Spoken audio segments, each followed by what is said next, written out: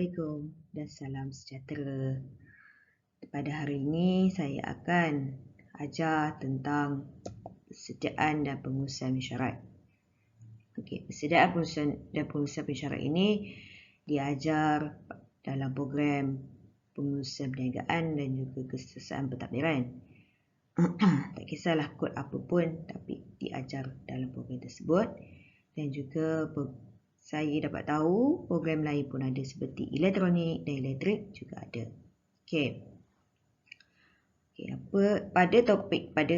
Pada topik kali ini dalam video ini adalah saya akan menerangkan tentang definisi dan tujuan mesyuarat dan juga jenis-jenis mesyuarat.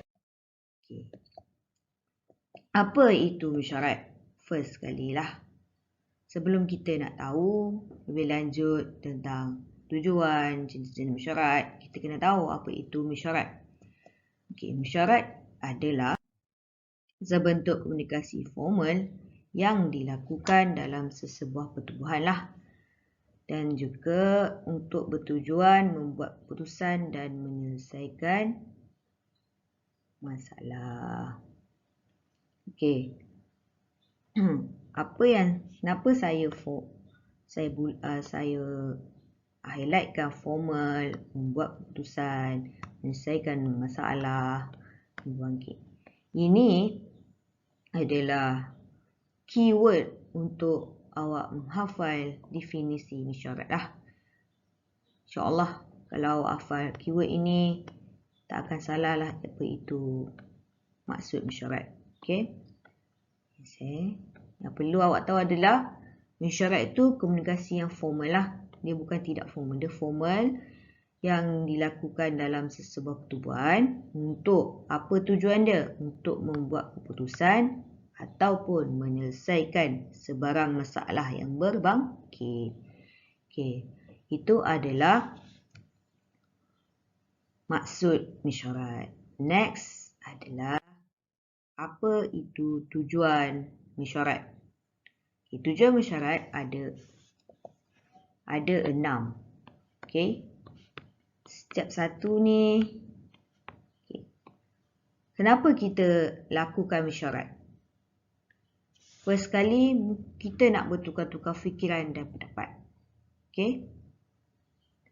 Contohnya, kalaulah kita ada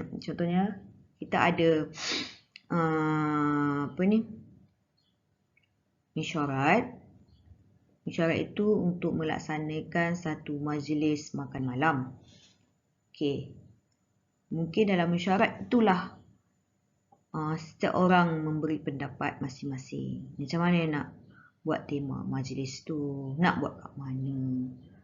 Itu tujuannya adanya mesyuarat. Yang pertama, bertukar-tukar fikiran dan pendapat. Yang kedua, menyelesaikan masalah berbangkit.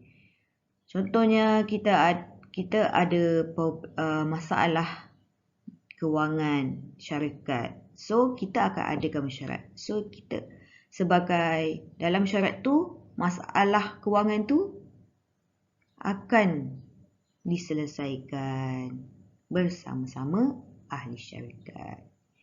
Next adalah membuat keputusan. Dalam mesyuarat itu juga kita akan membuat keputusan lah.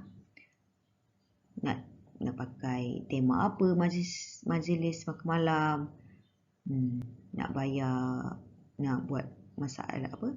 Nak selesaikan masalah kewangan tu dengan apa? So, itulah tujuannya mesyuarat tu. Yang keempat ialah memberi maklumat dan mendapatkan maklumat daripada pelbagai pihak. Dalam mesyuarat itulah kita akan tahu maklumat-maklumat dalam syarikat tu. Mungkin si A dah lama tak jumpa si B. Si B tu adalah ahli syarikat. Tempat duduknya jauh, di aras 5. Si A tu di aras 3. So, bila dia adakan mesyuarat, dia akan tahulah maklumat yang tak disampaikan kepada dia. Next, yang kelima adalah menilai dan mengawal aktiviti dan kewangan organisasi dari semasa ke semasa. dia menilai dan mengawal. So, dalam mesyuarat, pengerusi, pengarah, timbalan pengarah, semua akan tahulah apa kedudukan terkini kewangan. Dalam mesyuarat juga, pekerja-pekerja juga tahu kewangan syarikat meredum ataupun tidak. Adakah syarikat itu untung ataupun tidak. Itu dilaksanakan di dalam mesyuarat. Yang last sekali adalah merancang sesuatu strategi atau mendapat idea. Contohnya strategi untuk meningkatkan keuntungan pada tahun tersebut, pada bulan tersebut. So, dalam mesyuaratlah kita akan merancang sesama ahli-ahli syarikat tu, ahli mesyuarat tu, untuk sesuatu strategi untuk bagi keuntungan.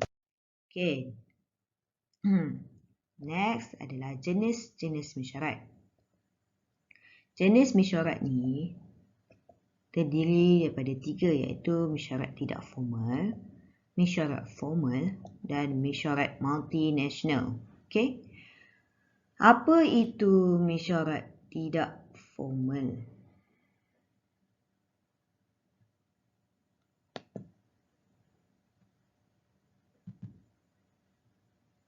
Sekejap ya.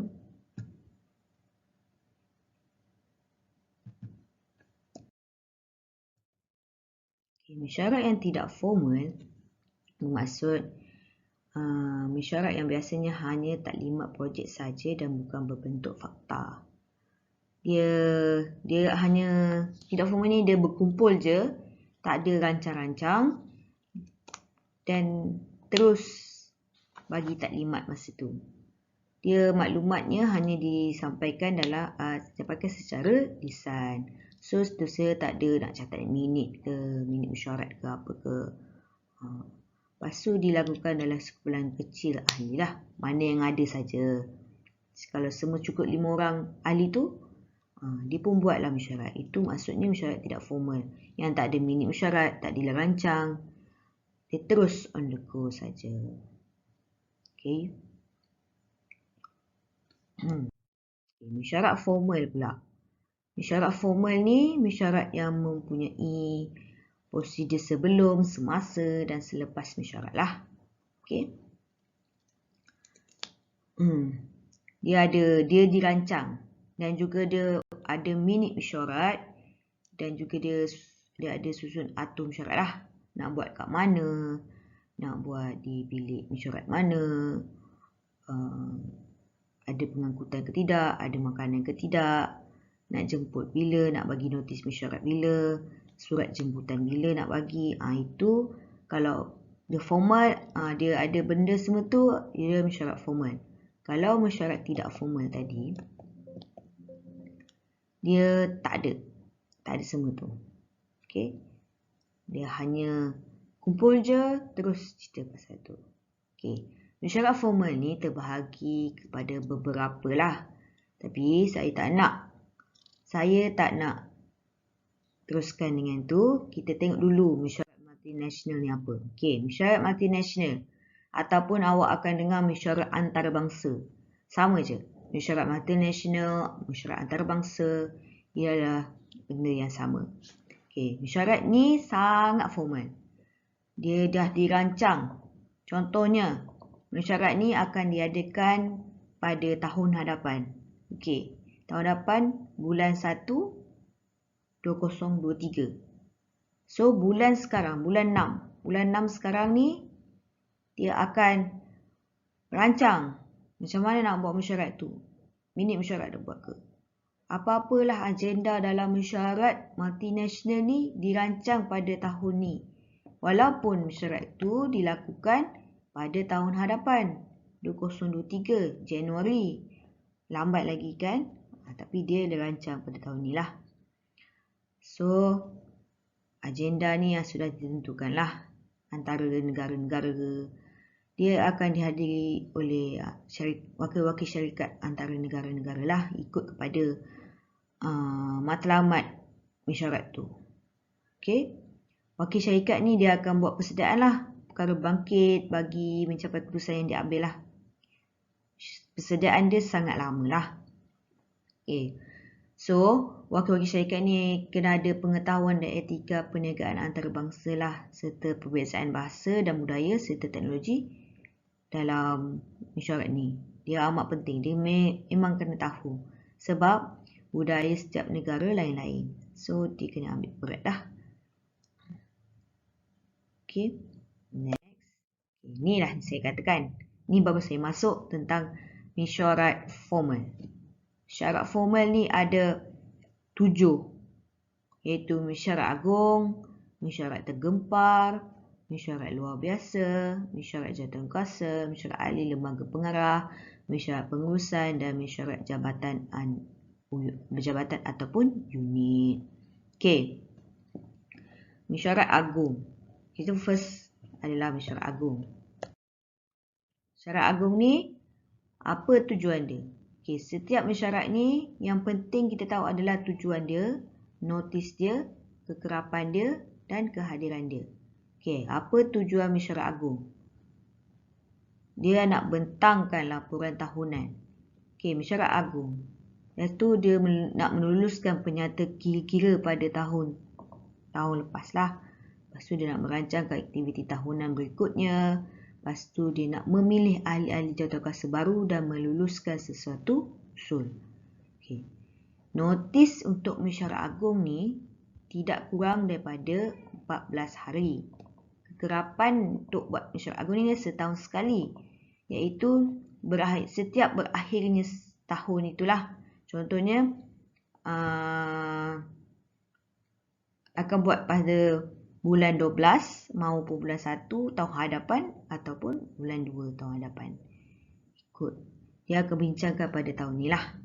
Apa aktiviti pada tahun ini. Iaitu laporan tahunan dia, penyata kira-kira, apa. Okay. Next, mesyuarat formal adalah mesyuarat tergempar. Mesyuarat tergempar ni, apa tujuan dia adalah membincangkan isu yang memerlukan keputusan segera. Sebab itu namanya mesyuarat tergempar. Dia akan buat dengan tiba-tiba. Tanpa ada notis. Tak ada. Tiba-tiba je. Jomlah kita mesyuarat. Jadi pengarah tu, pengurusi mesyuarat tu akan ajak ahli dia. Jom kita mesyuarat sekarang. Kita ada perkara isu-isu yang tiba-tiba perlu kita selesaikan. Okay. Ni selalunya kekerapan mesyuarat ni dia jarang-jaranglah berlaku. Dia kalau ada sesuatu yang tergempar tu saja yang ada ni mesyuarat tergempar ini. Kehadiran dia bergantung. Kalau masa tu tiba-tiba ahli mesyuarat tu dia cuti ke apa, dia tak payah hadir lah. Dia ada siapa yang hadir kat situ. Okay. Next adalah mesyuarat luar biasa. Mesyuarat luar biasa tujuan dia adalah untuk mendapatkan persetujuan semua ahli persatuan dalam sesuatu perkara. Okay. Dia luar biasalah. Contohnya satu perkara tu dia nak gulungkan organisasi tu ke ataupun ketua jabatan tu ke apa ke. Itu persetujuan semua ahli persatuan lah. Okay. Notis 48 jam sebelum mesyuarat. Notis panggilan mesyuarat diberi 48 jam sebelum mesyuarat lah. So, setiausaha kena lakukan notis panggilan mesyuarat itu dalam 48 jam. Okay. Kekerapan mesyuarat ni berlaku jarang-jarang sekali lah. Kehadiran cukuplah quorum 2/3 daripada ahli. Contohnya 30. Ahli tu ada 30. So, 30 darangan 2/3.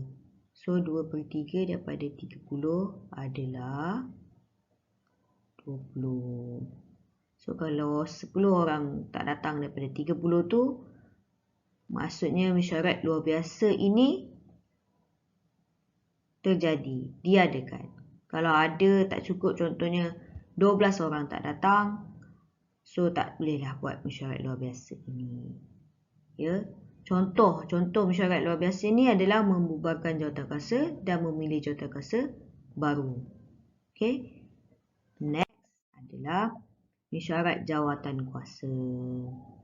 Mesyuarat jawatankuasa ni apa tujuan dia? Tujuan dia selalulah Ni mesyuarat jawatankuasa ni selalu ada dekat sekolah, dekat kolej-kolej.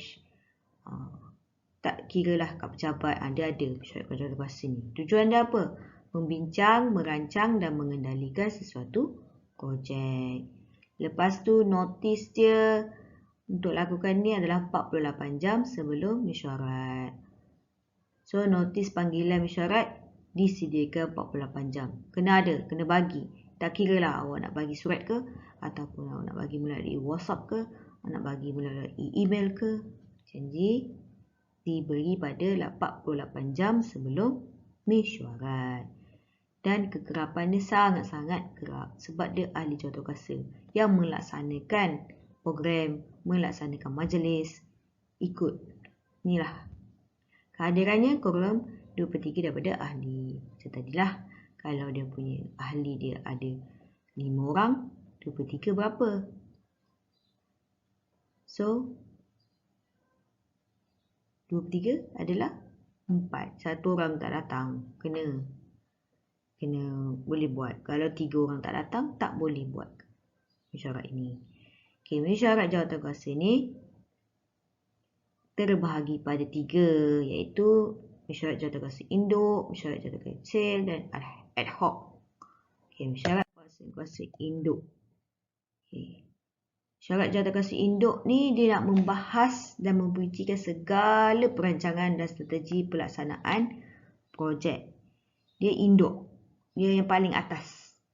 Okey.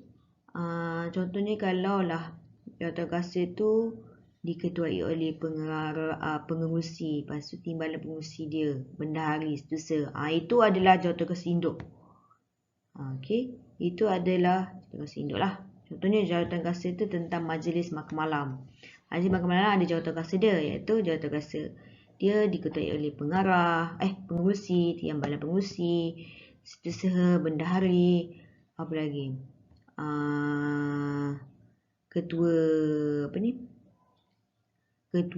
program, ketua protokol, ketua keselamatan. So jawatankuasa induk adalah pengerusi, timbalan pengerusi, seterusnya, bendahari. Itulah dia nak membahas dan memerincikan segala perancangan dan strategi pelaksanaan projek. Projek tak kira program ke majlis ke. Okey, dalam jawatankuasa induk ni lah jawatankuasa kecil ditubuhkan. Bersesuaian lah. Adalah jawatankuasa kecil tu ada yang tak ada, ada yang ada. Contohnya mungkin jawatankuasa mungkin program tu tak perlukan jawatankuasa keselamatan. So dalam program tu tak adalah jawatankuasa kecil, iaitu jawatankuasa keselamatan. Macam tu. Notis untuk melakukan mesyuarat ni, notis panggilan dia seminggu sebelum. So sebelum mesyuarat diadakan, seminggu tu dah diedarkan notis panggilan mesyuarat. Kekerapan bergantung kepada jawatankuasa induk tu lah bila nak buat mesyuarat. Kalau lah projek dia banyaklah mesyuarat diadakan. Kalau ada sikitlah mesyuarat diadakan. Kehadiran biasa sama, korum dia 2/3 daripada ahli. So kalau ahli tu 30, 20 lah ahli yang kena datang untuk mesyuarat tu diadakan. Kalau dia kurang, contohnya 15 je ahli datang, mesyuarat itu dibatalkan daripada diadakan. Next adalah mesyuarat jawatankuasa kecil. Bila kita dah ada mesyuarat jawatankuasa induk, kita ada mesyuarat jawatankuasa kecil pula. Okey, mesyuarat jawatankuasa kecil ialah membincangkan mengenai pelaksanaan program atau majlis termasuk jumlah kewangan yang diperlukan untuk dibincangkan dalam jawatankuasa kerja yang dilaksanakan dalam tempoh masa terdekat. Pelaksanaan program lah. Lepas tu notis dia 48 jam sebelum mesyuarat. Kekerapan sangat kerap kecil ni. Sebab apa? Dia yang melaksanakan majlis tersebut, program tersebut, projek tersebut. Ya. Kalau jawatankuasa induk, dia hanya mengarahkan dan melihat progres daripada jawatankuasa kecil, macam mana perkara itu telah buat ataupun tidak. Okey. Contoh dia jawatankuasa makanan, jawatankuasa protokol, jawatankuasa keselamatan. Itu jawatankuasa digital, jawatankuasa ICT, semua itulah jawatankuasa kecil. Next adalah mesyuarat jawatankuasa ad hoc. Ad hoc ni dikendalikan secara tidak berjadual lah. Dia tiba-tiba je ada. Dia tak ada jadual. Dia akan dilaksanakan di awal pertubuhan sesuatu persatuan. Ni masa ni tak ada lagi. Kita tak ada lantik jadi pengurusi siapa, timbalan pengurusi siapa, siapa, bendahara siapa. Ini dia belum lantik lagi. Dia belum lantik lagi. Itu dah terjadi dia mesyuarat jawatankuasa ad hoc. Okey, masa ni lah sesuatu projek tu dikerah kepada pelajar tu dalam masa jangka waktu yang singkat lah. Mungkin projek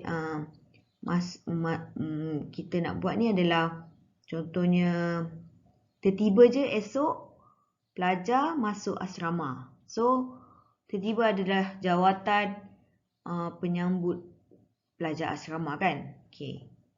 Itu jawatankuasa ad hoc lah. Kita tak tahu pengurusi siapa, tiba-tiba kita ada jawatan tu. Terus je kita bagi orang ni jaga depan pondok. Apa tugas dia jaga pondok. Orang ni CB pula jaga mengiringi ibu bapa ke tempat asrama ke apa ke macam tu. Apa tugas dia? Next, tujuan ni adalah melantik jawatankuasa kecil lah untuk mengenali tugas-tugas. So maksudnya apa protokol tu dia buat apa, terus je. Besoknya baru dia tahu apa dia buat. Okay. Next, mesyuarat. Next adalah mesyuarat ahli lembaga pengarah. Ini adalah salah satu mesyuarat formal lah, iaitu mesyuarat ahli lembaga pengarah. Yang tadi tu ad hoc, mesyuarat jawatankuasa ad hoc, mesyuarat jawatankuasa kecil dan mesyuarat jawatankuasa induk. Itu adalah dalam sub mesyuarat jawatankuasa. Next, mesyuarat formal adalah mesyuarat ahli lembaga pengarah. Tujuannya adalah diadakan apabila terdapat beberapa perkara penting yang mana keputusan dilakukan harus dicapai bersama, terutamanya melibatkan dasar dan polisi organisasi. Inilah dia diadakan apabila terdapat beberapa perkara penting lah. Itulah jadinya mesyuarat ahli lembaga pengarah. Notis perlu dilakukan diedarkan dalam masa 48 jam sebelum mesyuarat. Kerapan mesyuarat ni berkalilah ikut apa yang dirancang oleh syarikat. Next ialah kehadirannya dalam mesyuarat ni adalah ahli lembaga pengarah sendirilah, yang terdiri daripada individu yang dilantik lah oleh syarikat berdasarkan polisi syarikat tu lah. Ada syarikat, ahli lembaga pengarah dia adalah yang memberi saham. Itu semua lah. Okay. Mesyuarat lain ialah mesyuarat formal, yang lain adalah mesyuarat pengurusan. Bawah ahli lembaga pengarah, mesyuarat pengurusan pula, iaitu tujuan dia membuat perancangan untuk organisasi secara terperinci lah bagi melaksanakan dasar yang telah ditetapkan oleh ahli lembaga pengarah. Dia yang buat perancangan secara terperinci yang dirancangkan oleh ahli lembaga pengarah. Ahli dia adalah pengarah, timbalan pengarah, pengurus, ketua jabatan, yang orang-orang pengurusan lah, para pentadbir lah. Kegerapannya secara berkala dan dia lebih kerap daripada mesyuarat ahli lembaga pengarah. Bila ahli lembaga pengarah membuat keputusan tentang sesuatu etika, peraturan ataupun perkara-perkara, so mesyuarat pengurusan lah yang akan bermesyuarat untuk mengetahui lah apa yang dirancang lah. Next adalah last kali mesyuarat formal adalah mesyuarat jabatan ataupun unit. Tujuan dia adalah untuk melaksanakan perancangan yang diputuskan dalam mesyuarat pengurusan. Okay, dia step by step. Mula mesyuarat ahli lembaga pengarah. Lepas tu keputusan yang terdapat dalam mesyuarat ahli lembaga pengarah akan dibincangkan dalam mesyuarat pengurusan. Dalam mesyuarat pengurusan dia akan dibuat lagi perancangan yang terperinci tentang apa-apa dan dia masukkan dalam mesyuarat jabatan ataupun unit. Mesyuarat jabatan ataupun unit ni lah yang laksanakan perancangan tu. So kekerapan dia secara berkala tetapi lebih kerap daripada mesyuarat pengurusan. Kehadiran adalah ketua-ketua jabatan dan staf-staf yang berkenaan. Dan last sekali, ini adalah perbezaan antara jenis mesyuarat. Iaitu jenis mesyuarat kita adalah mesyuarat tidak formal, mesyuarat formal dan mesyuarat multinasional. Okey, mesyuarat tidak formal. Bilangan yang dihadiri dia adalah bilangan yang kecil lah sebab dia tidak formal. Dia tiba-tiba. Dia rasa singkat je. Masa perancangan dia singkat je. Contohnya pagi tadi, tiba-tiba pengurusi tu kata, jomlah kita buat mesyuarat pada hari ini. Dalam 5 minit. Dalam 5 minit ataupun pukul 2 petang nanti ke. Masa tu dah pukul 8 pagi. 2 petang ke kita buat mesyuarat petang ni. So, sediaan dia sedikit lah sebab jangka masa perancangan pun singkat. So, contoh mesyuarat adalah mesyuarat AJK lah kalau mesyuarat tidak formal tu. Datang je. Next adalah mesyuarat formal. Mesyuarat formal ni dia dihadiri oleh orang tertentu lah. Ikutlah kalau tadi saya dah terangkan tentang mesyuarat formal ni iaitu mesyuarat jawatankuasa, mesyuarat ahli lembaga pengarah, mesyuarat agung, mesyuarat pengurusan. Ikut kepada orang-orang yang terlibat dengan mesyuarat-mesyuarat tersebut lah. Persediaan sangat terperinci tapi tak sesangat multinasional lah. Dia terperinci. Ini contohnya dia kena ada agenda dia apa, dia kena ada minit mesyuarat apa, minit mesyuarat lepas apa, kertas kerja kalau ada dalam mesyuarat tu nak dibentangkan. Jangka masa yang perancangan dia panjang. Contoh mesyuarat tahunan. Okey. Last sekali adalah mesyuarat multinasional. Mesyuarat multinasional ni dia termasuk dalam kumpulan yang besar yang dihadiri oleh kumpulan yang besar. Persediaan dia sangat terperinci. Jangka masa perancangan sangat-sangat panjang lah.